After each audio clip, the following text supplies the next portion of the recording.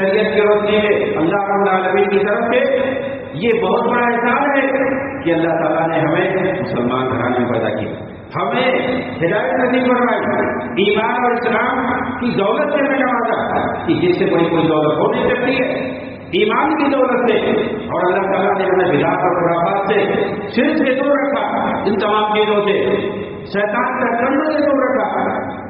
اللہ تعالیٰ نے ہمیں اہل توحید بنایا، وہی بنایا۔ اب اس کے باوجود بھی ہم اگر کتاب اللہ کو چھوڑ کر کے، سنت رسول کو چھوڑ کر کے دوسروں کی آرا اور اقوال کی طرف جائے، دوسروں کی بتائی ہوئی طریقے اور منہج کی طرف جائے، اور جو واضح پیغام ہے قرآن اور حدیث کے اندر اس کو چھوڑ دے، تو ہم سے بڑا بیوقوف یا ہم سے بڑا اہم کون ہوگا؟ کوئی نہیں ہو سکتا ہے۔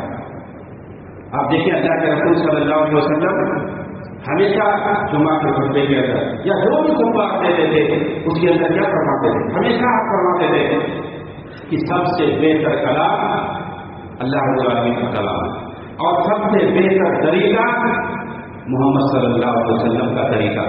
اور یہ چیز ہمیشہ نبی صلی اللہ علیہ وسلم کے زمانے سے لے کر آج تک یہ پڑھا جاتا ہے، خطبے میں پڑھا جاتا ہے، چاہے خطبہ حاجہ ہو، خطبہ جمعہ ہو، خطبہ نکاح ہو، یا کوئی بھی خطبہ ہو، ضرور یہ پڑھتا ہے، مسلمان پڑھتا ہے، خطبہ دینے والا یہ ضرور پڑھتا ہے کہ سب سے بہتر کلام اللہ کا کلام ہے، سب سے بہتر طریقہ رسول اللہ صلی اللہ علیہ وسلم کا لایا ہوا طریقہ ہے، نبی صلی اللہ علیہ وسلم کا لایا ہوا منہج اور طریقہ وہی سب سے بہتر ہے۔ اور قیامت تک نہیں پڑھیں گے، سب پڑھتے ہیں، سب پڑھتے ہیں کہ سب سے بہتر کلام اللہ کا ہے، سب سے بہتر طریقہ رسول کا ہے، لیکن دوسرے کلام کی طرف جاتے ہیں، دوسرے کی بات کی طرف جاتے ہیں، اور دوسرے کے منہج اور طریقے کی طرف جاتے ہیں۔ اللہ کے رسول ہمیشہ یاد کراتے تھے، صحابہ نے اس پر عمل کیا، تابعین اور تبع تابعین نے اس پر عمل کیا، ائمہ سلف نے اس پر عمل کیا۔ آپ دیکھیں وہ لوگ کامیاب ہیں، دنیا کے اندر کیسے انہوں نے فتح کیا اور کامیابی کی جھنڈے گاڑ دی، توحید کی عمل کو کیسے پلٹ کیا پوری دنیا کے اندر؟ کیوں؟ اس لیے کہ انہوں نے صرف اور صرف قرآن اور حدیث پر عمل کیا۔ آپ پوری تاریخ دیکھ رہے ہیں، نبی صلی اللہ علیہ وسلم کے دور سے لے کر کے خلفائے راشدین اور بنی امیہ کے دور، جو کہ خیر القرون ہے، خیر القرون القرن ثم الذین یلونہم ثم الذین یلونہم۔ اللہ کے رسول نے فرمایا سب سے بہتر زمانہ میرا، پھر اس کے بعد جو دوسرا زمانہ آئے گا، پھر اس کے بعد جو تیسرا زمانہ ہے۔ یہ تابع تابعین کے دور تک یہ آپ اگر سناؤ کریں گے تو نبی صلی اللہ علیہ وسلم کا زمانہ، خلافت راشدہ اور بنی امیہ کا پورا زمانہ آئے گا۔ یہ خیر القرون ہے، خیر القرون کا کیا ہوتا ہے؟ بہتر زمانہ۔ قیامت تک اتنا بہتر زمانہ نہیں آئے گا، اس میں پورا بنی امیہ کا پورا 90 سال آتا ہے، پورا 90 سال آتا ہے، خلافت راشدہ نبی کا زمانہ، یہ پورا خیر القرون ہے۔ آپ دیکھیں اس دور کا مطالعہ کریں، پڑھیں تاریخ، اس دور کے جو خلفاء تھے ان کے زمانے میں کوئی تقلید، کوئی بدعت، کوئی شرک، کوئی مذاق، کوئی بابا کوئی نہیں تھا۔ یہ سب جتنے شرک، بدعت، خرافات دین کے اندر جتنی لعنتیں وجود میں آئی ہیں اور جن کی وجہ سے مسلمان ذلیل و خوار ہیں، یہ سب بعد میں آئی ہیں، بنی امیہ کے دور کے بعد آئی ہیں۔ اس دور تک صرف کتاب اللہ اور حدیث رسول، وہ لوگ دیات کرتے تھے، ان کے ساتھ ایک ہاتھ میں قرآن ہوتا تھا، دوسرے ہاتھ میں حدیث، اس کے علاوہ کے پاس کچھ لکھا تھا۔ انہوں نے اسلامی تہذیب، عربی تہذیب اور قرآن اور حدیث کو ہر جگہ پھیلایا۔ آپ دیکھیں کہ جہاں جہاں گئے وہاں پر قرآن حدیث اور دینی کلچر، عربی کلچر انہوں نے پھیلایا۔ افریقہ میں کون عربی بولتا تھا، اندلس میں کون عربی جانتا تھا، پوری تہذیب افریقہ سے لے کر یورپ یعنی اندلس تک، یورپ تک ان لوگوں نے پورا عربی کلچر بنا دیا، پورا عربی کلچر انہوں نے بنا دیا۔ یہ عراق میں کون عربی بولتا تھا، یہ فلسطین، سیریا میں کون عربی بولتا تھا، ہر جگہ الگ الگ زبان تھی، الگ الگ تہذیب تھی۔ یہ سب کس نے کلچر اور تہذیب کو بدل دیا؟ اسلامی تہذیب، عربی تہذیب نے بدل دیا۔ یہ سب بنی امیہ کا کردار ہے، خلافت راشدہ کا کردار ہے، صحابہ کرام، تابعین، تبع تابعین کا کردار ہے۔ انہوں نے پورا کلچر بدل دیا۔ جہاں گئے ان کے پاس کیا تھا؟ ان کے پاس صرف قرآن اور حدیث، اس کے علاوہ کچھ نہیں تھا۔ اسی دونوں کو انہوں نے اپنا منہج اور طریقہ بنایا، اسی پر عمل کر کے انہوں نے اللہ کی راہ میں جہاد کیا۔ انہوں نے پوری دنیا کو بدل دیا، اسلامی رنگ میں رنگ دیا، عربی کلچر بنا دیا، کیونکہ وہ عمل کرتے تھے قرآن اور حدیث پر، نبی کے بتائے ہوئے طریقے پر چلتے تھے۔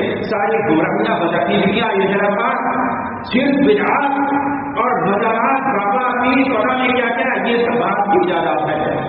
جب دوسروں کا، آدمیوں کا جب غلبہ ہوا، یہ ترکوں کا، یہ ہندوستانیوں کا، یہ بھارتیوں کا، ان لوگوں کی جب حکومتیں آئی ہے، یہ فلاں اور فلاں عربوں کا جب ختم ہو گیا، جب انہوں نے بھی ان کے اندر بھی بدکرداری آئی، اور بنو امیہ کے بعد یہ عباسی دور اور دوسرے جو ادوار ہے، ان کے زمانے میں جب طرح طرح کی برائیاں آئی، طرح طرح کے بدعات اور خرافات آئے، شرک آئے، مزارات آئے، اور دیکھے ترک جہاں جہاں گئے، انہوں نے کیا کیا؟ مسلمانوں کو کون سا کلچر دیا؟ انہوں نے ہر جگہ مزارات کا کلچر دیا، خانقاہوں کا کلچر دیا۔ اسی سے آج اسلام کا تعارف ہو رہا ہے۔ اسلام کو اگر دکھایا جاتا ہے تو مزار سے، خانقاہوں سے دکھایا جاتا ہے کہ یہ مسلمان ہے۔ مسلمان کے لیے کیا مزار ہے، کیا خانقاہ ہے؟ قرآن اور حدیث کو دکھایا جاتا ہے، مکہ اور مدینہ کو دکھایا جاتا ہے؟ نہیں دکھایا جاتا ہے۔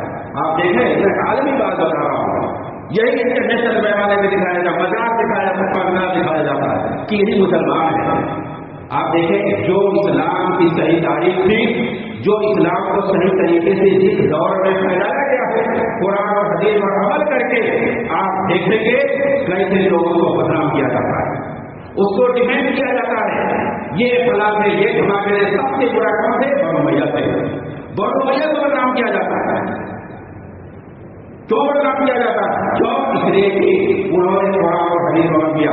اور میں کہتا ہوں، آج بھی جو قرآن اور حدیث کو سچائی سے عمل کرتے ہوئے بس چلتے ہیں اور قرآن اور حدیث کے علاوہ کسی تیسرے کو نہیں مانتے ہیں، آج بھی ان کو بدنام کیا جاتا ہے۔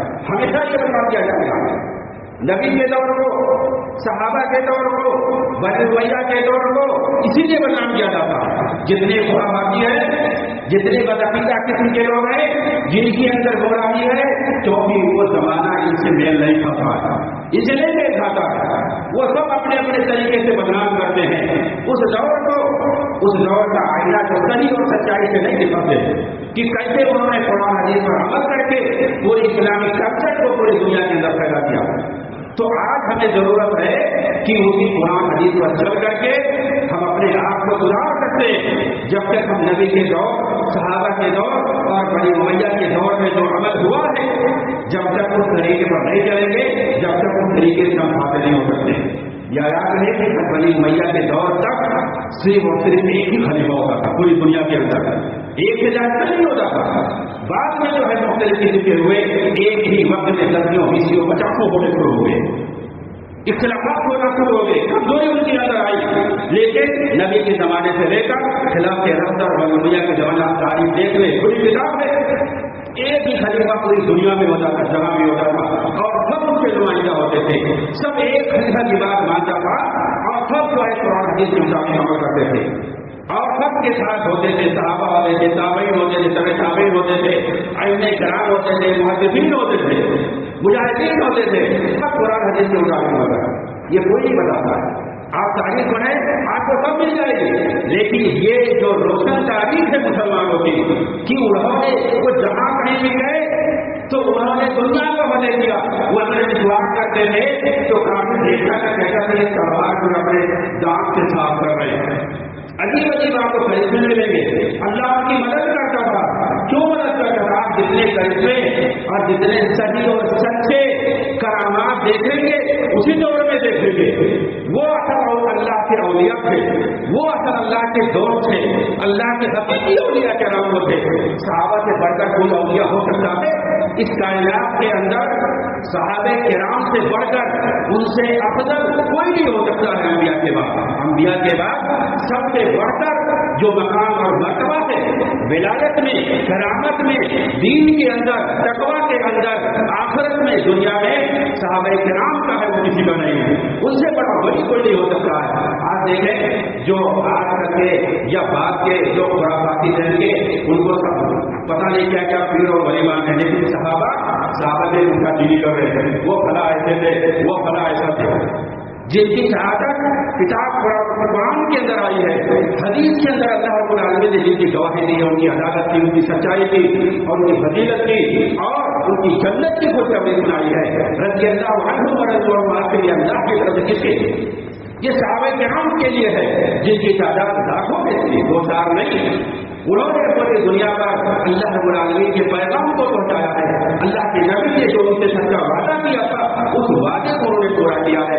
مدینہ سے نکل کر کے وہ پوری دنیا میں پھیل گئے نبی کی وفات کے بعد، اور نبی صلی اللہ علیہ وسلم کی لائی شریعت کو انہوں نے جن پر پہنچایا ہے۔ یہ ہمارا فرض بنتا ہے کہ ہم اسی طریقے پر چلیں، اسی منہج پر چلیں جو صحابہ کرام کا تھا، جو تابعین و تبع تابعین کا تھا۔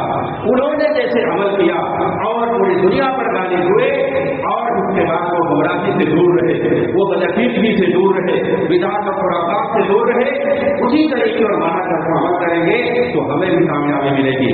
لیکن جب ہم ان کو برا کریں گے، وہ اللہ کے رسول خیر القرون کہہ رہے ہیں سب سے افضل زمانہ گزرا ہے جو تینوں زمانہ، اس کو ہم برا بنائیں گے، اس پر عمل نہیں کریں گے، ان کو آئیڈیاز نہیں بنائیں گے تو ہم کیسے کامیاب ہو سکتے ہیں؟ ایک تو عمل بھی نہیں کر رہے ہیں، اور دوسرے اللہ اور اس کے رسول جس کو اچھا کہے، جس زمانے کو سب سے بہتر زمانہ کہے، اور جن لوگوں کو رضی اللہ عنہ کہے، اور جن کی خیریت کی گواہی اللہ اور اس کے رسول سے، ہم ان کی برائی کریں گے، ان کے خلاف ہم جو ہے پروپیگنڈا کریں گے تو ہمیں کامیابی کیسے ملے گی؟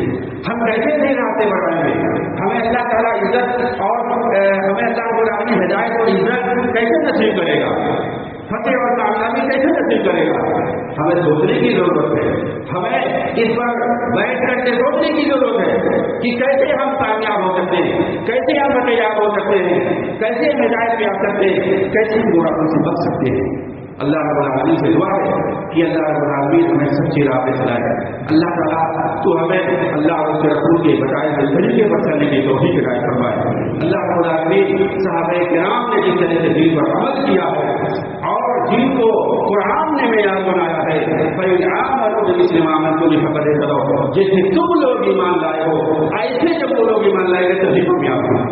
یہ صحابہ کرام کو اللہ تعالیٰ نے معیار بنایا ہے، صحابہ کرام کی طرح سے جو ہمارا ایمان ہوگا تب ہم کامیاب ہوں گے۔ ظاہر سی بات ہے ہم مطلب صحابہ کرام کامیاب رہے ہیں۔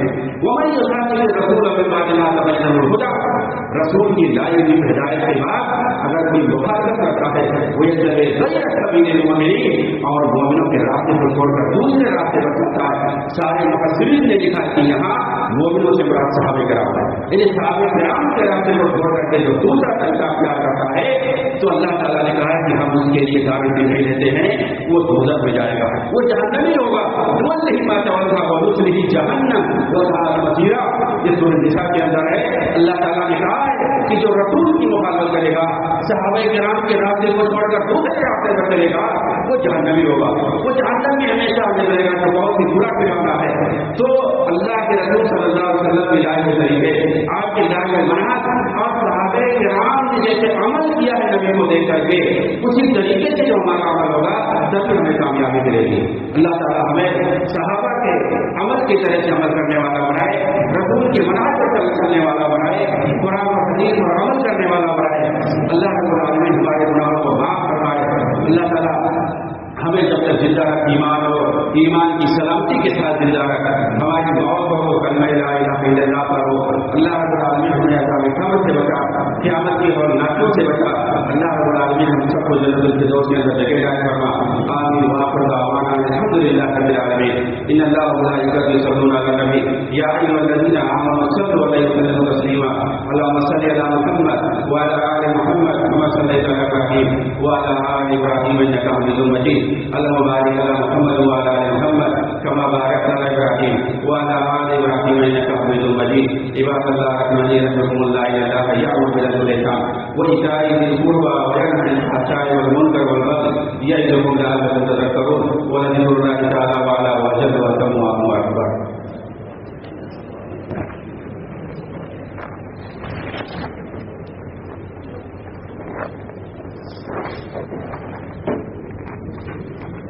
Thank you.